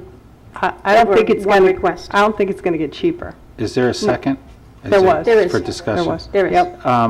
That's my 2 cents. Here's part of our discussions, and one of the reasons for why we ran into the issue that we had at the FTR last year, or at least during the budget process, was everyone kept pointing to our fund balance. You have so much money. And, because we were financially making sound financial decisions over the last few years, we were able to have those funds. Part of our conversation has been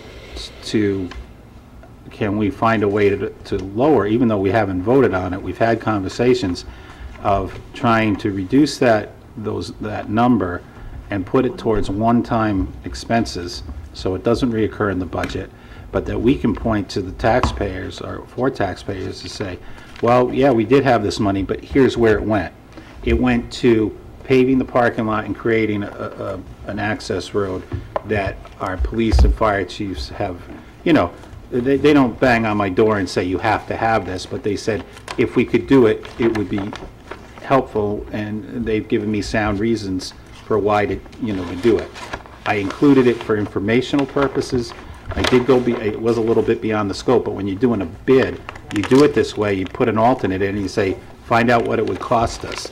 So you have the cost in front of you, and that's the reason. We are going to, the building committee, matter of fact, is meeting tomorrow night, and we are going to be prioritizing other items in that facilities study so that we can come back to you and say, here's our top 5 things in addition to, that we would also like to see if the committee can afford it. 2 of the things will be, I'll tell you right now, will be ceiling tile replacement in both schools, because right now when they do the HVAC, they're going to take 1/3 of the tiles out of every classroom and then replace them. So you're going to have like a hodgepodge of ceiling tiles.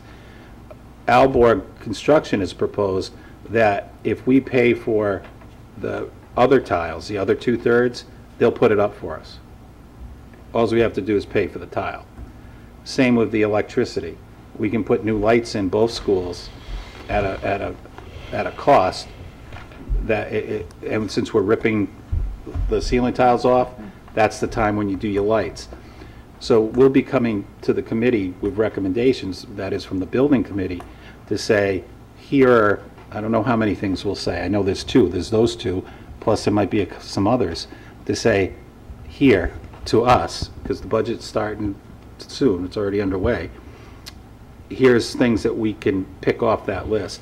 So the committee's got to decide how much you want. So maybe that's a good point that Diane made, is that we throw this back to the building committee and let them decide where it lies. This isn't in the building plan, it's not part of our facility study. Oh. Yeah. I'm bringing it to you as just like I would, I'm going to be bringing you, we need new doors at Cassett. Is it not reimbursable? Is This that wouldn't why be, it's this is not okay. part of Oh, it. It all would be a right. real stretch. Okay. It would have to be in our. It has to. And it plan wasn't in that our original approved. It plan. wasn't in the original plan. Yeah. I don't know, would there be any appetite for just taking care of the parking lots? Well, that would certainly be a compromise. But I think Mr. is right, throughout the years, that both chiefs have mentioned that many Yeah. times. And I was in a situation the other day where I got stuck and I said, oh my God, they're right. I couldn't get out that way, and there was, if it was an emergency. If we're gonna do it, I would like to do And I that piece. think for better or worse, we live in an age when things happen that none of us wants to contemplate happening, but happen.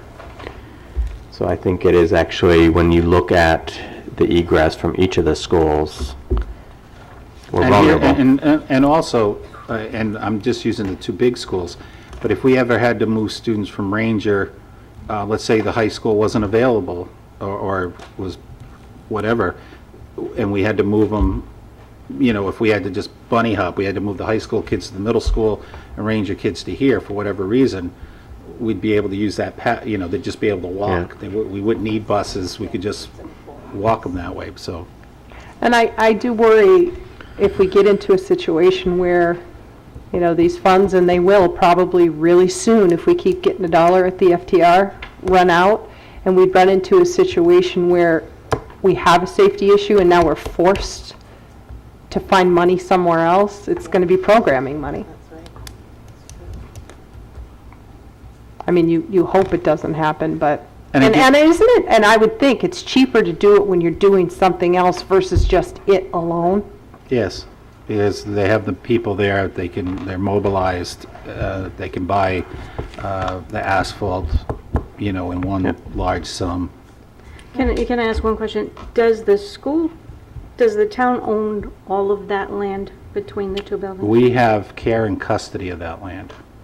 Okay, and the town owns it? The town owns everything, They own it. but we have care and custody of that strip. And You for think you're going to get money from the town? I would love to ask them. Feel free. When is your next meeting? Oh darn, it's tonight. It's right now.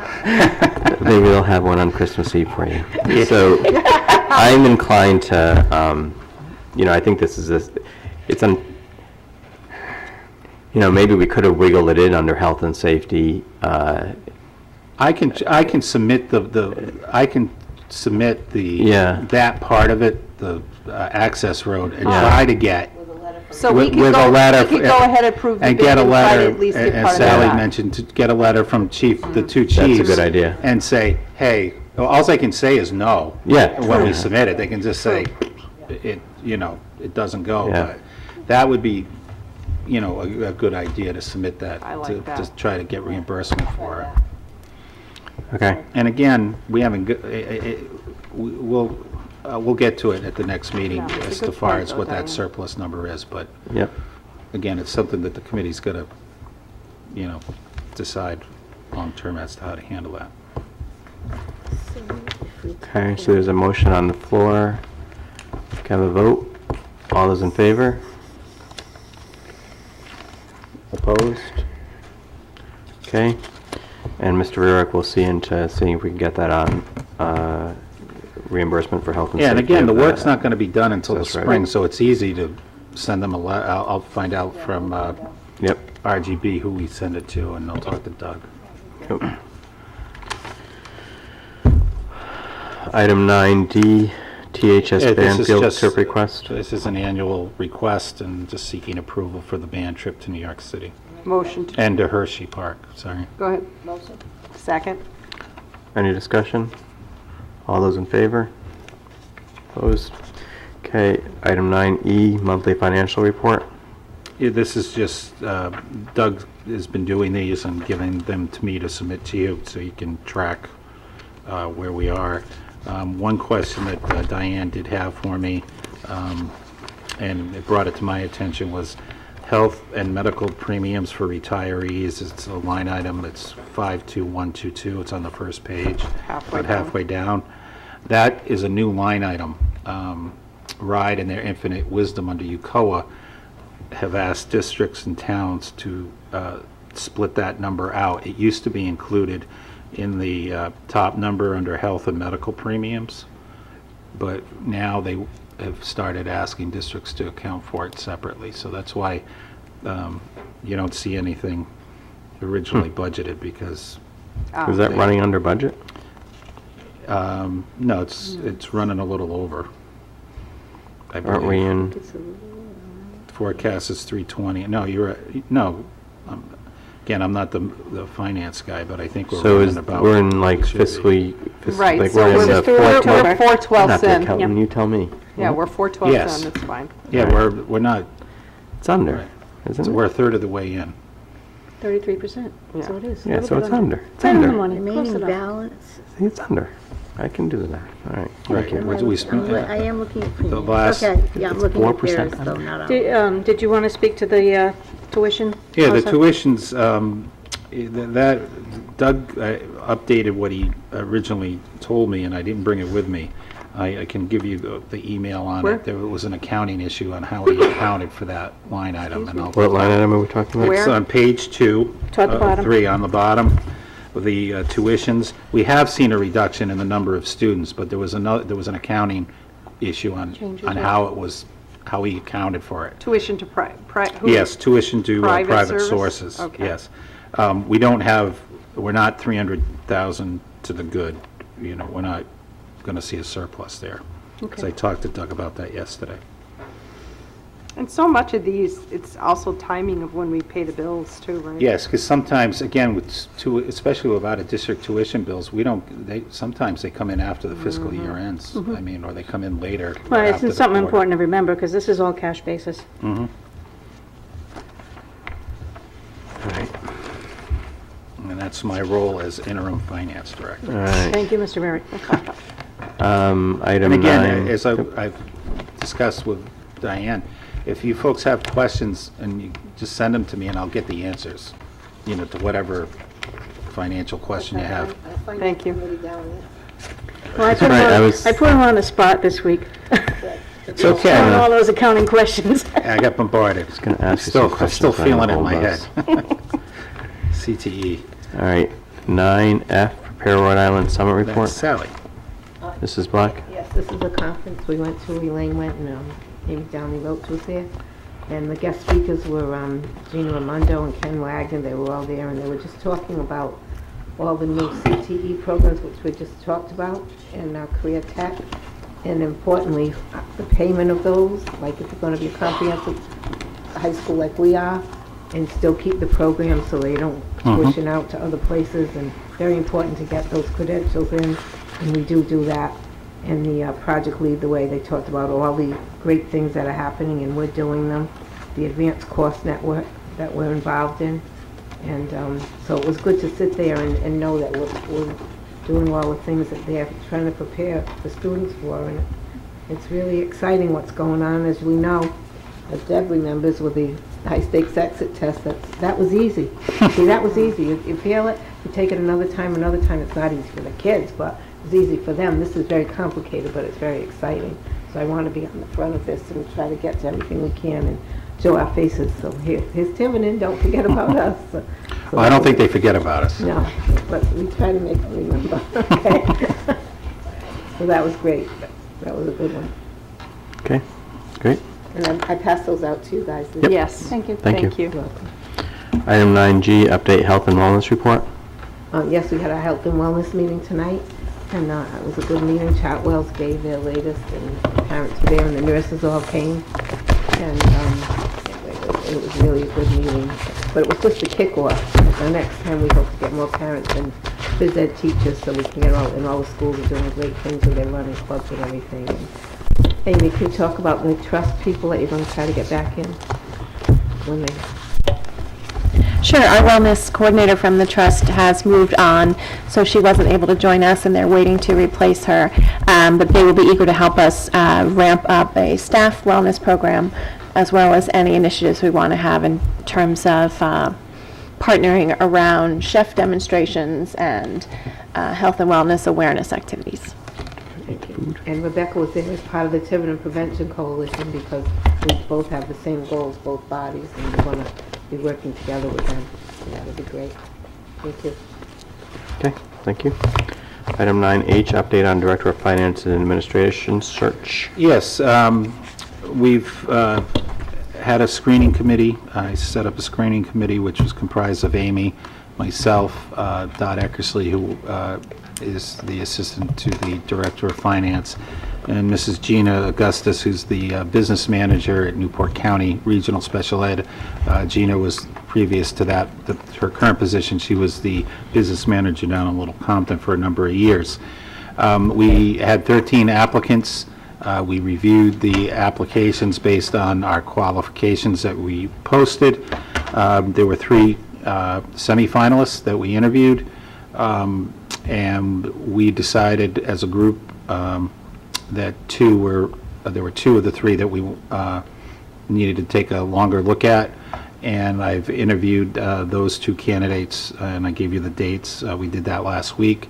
Both candidates live out of state, so we had to do it, talking technology, we did it via Skype for both interviews, and we are in the process of doing the paper screen right now. The references, we've done the online checks and stuff, but I will have somebody for you on the 28th to recommend. Keep in mind that either candidate, they both are currently employed, will probably take 3 to 4 weeks before we see them. So, To give them notice. yeah, so probably won't see them until the first of the year. So, I'm sorry. No, I was just going to say, so in the meantime, I'm working with Doug, and we're building the budget, and we'll have it, our first pass, first Tuesday in January, as usual, to go over it with you. So we're going to still meet our targets. Because January 15th, we have to have our first submission in by the charter. So So policy, if we want to either discuss the candidate or interview them ourselves, we need an executive session, so we should let you know, or Jerry. Yes, if that's a choice the committee would like to do, please. Just let somebody know so we can put it on the Let me agenda. know. And we can do it before the meeting. You want to do it, Like at 6:30? First of all, I would recommend the entire committee be present. Well, yeah. For it. And again, the same rules apply that we have, same questions. You know, if you're going to interview just the person I want. Right. That's it. okay. That's All my right. question. I didn't know if you wanted to No, interview that was both. my question. Okay. Yeah, then just let me know and we'll notice them. They won't be able to be here because we're going to be doing Right, it but by then we Skype. can discuss them. Yes. Okay. That was just my question. Yeah, we can set that up. Oh, okay, so you're talking, having a discussion of the candidate, not necessarily a interview of the candidate, although we Oh, could I'm sorry. Do you want theoretically- an interview or discussion? No, No, mine was just, I'm confused. protocol is if he makes a recommendation, but we want to discuss it among ourselves. Yes, I'm sorry, I We need to do it in misunderstood. executive session. right. Okay. I have one question, Bill. Yeah. Both of the two candidates you're down to, Mhm. correct?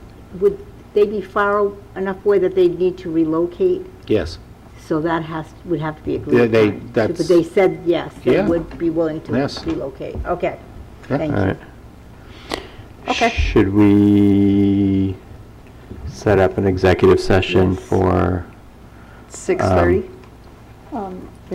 Just as one point, we have a policy meeting scheduled that evening as well. We can always do policy on another day, Yeah.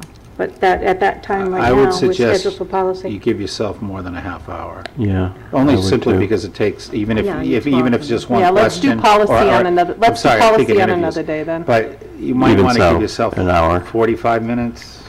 So how about if we set it? Because I know Diane For 6 o'clock. works. Can We could- Diane make 6 o'clock? 6 is as quick as I can generally. Let's do 6, we'll do policy on another Well, day. I just think change this is policy. just, this is more important. That's fine. All right. And I'll notice the finalists. It could be a short meeting. I just Yeah. want to be No, I understand. Absolutely. proactive And I and think that's important. I think it's important that we discuss who No, that. let's plan on doing that at 6 person is. o'clock on the 28th then. Okay. that's November 28th 28th. for 6 o'clock. Any other discussion on 9H? Okay, any announcements? Yes, Dr. Larkin, Elaine and I went to the Senate Education Summit. Unfortunately, it was the night of the big affray in Providence. So I said, we'll just go down by South Main and up by the State House, we'll be fine. And we did, and we were walking all around, and little did we know that the person was still at large. We thought they had caught him. So I said to her, where is everyone? The And there were a shooting in whole bunch of Providence. people. Oh, that night? Yeah, that night. Oh. Yeah, and there were a whole bunch of tickets that people didn't pick up, and I said, where is everybody? They said, no, they're not around, this is black. So, but anyway, it was interesting. a good seat. It was right in front, Sitting right in there. front, so that was good. Thank you. There were a lot of Ms. people Waddell? that didn't show up. Last year, the Texas School started two programs, Play with Recess and Class Morning Exercise Program. After the pilots, we checked in with Principal Riley to see how everything went. And due to their overwhelming success, last Tuesday night, Fort Barton sent all of our recess teacher assistants over to Pawtucket for Playworks recess training, but now it's been renamed to Rhode Island Recess Rocks. And we immediately started implementing all the recess changes. And it's really just a wonderful program. We're very excited about it. And this winter, we're going to be implementing the box program in the morning.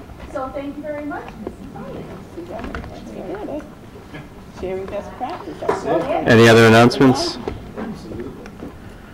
Okay, can I have a motion for adjournment? Second. All those in favor?